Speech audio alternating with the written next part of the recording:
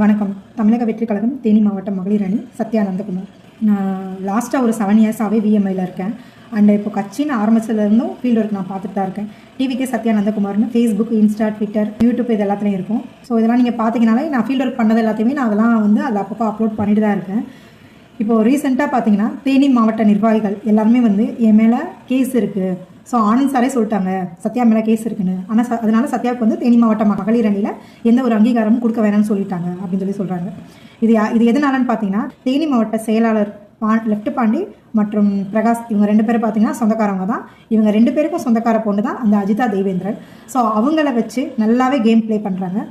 So அந்த பொண்ணு ஆனந்த் சார்கிட்ட போயிட்டு இந்த மாதிரி சத்யா மேலே 4 கேஸ் இருக்குது, அந்த பொண்ணுக்கு இதுக்கு தேனி மாவட்ட மகளிர் அணி பொறுப்பாளர் கொடுக்குறீங்க, நீங்கள் எனக்கே அந்த போஸ்டிங் கொடுங்க அப்படின்னு பேசியிருக்காங்க.